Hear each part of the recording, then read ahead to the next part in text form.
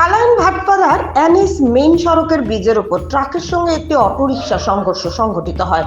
খবরে জানা যায়, প্যাসেঞ্জার অটোরিকশা দ্রুত গতিতে এসে TR01 AV 1611 ট্রাকের সামনে ডান সাইডে ধাক্কা দেয়। অটোরিকশার চালক ও যাত্রীরা আহত হন। লক্ষ্য করলে দেখা যায় ট্রাক গাড়িটি তার রাইট সাইডে পুরোপুরি ব্রিজের একদম পাশে গিয়ে দাঁড়িয়ে রয়েছে। আর কোনো জায়গা নেই। এখানে সমস্ত দোষ অটোরিকশার, যেহেতু কালাইন, গুমরা, জালালপুর এইসব অঞ্চলের অটোরিকশা চালক বেশিরভাগ লাইসেন্সবিহীন চালক এবং 15 থেকে 16 বছরের ভিতরের ছেলেরা লোকাল অটোরিকশা চালাতে পরিলক্ষিত হয়। তারা অটোরিকশা চালাতে যদিও জানে, কিন্তু বয়সের কারণে নিয়ম নীতি লক্ষ্য না করে চলতে থাকে। প্রায় সময় অটোরিকশা চালকের অঙ্গিভঙ্গি চোখের সামনে আসে। কালাইন এবং গুমরা পুলিশের এই ছোটখাটো বিষয়ের উপর নজর রাখা অত্যন্ত জরুরি মনে করেন রাজ্যের জনগণ। Imrul Hossain Borbheja report, Assam prime network.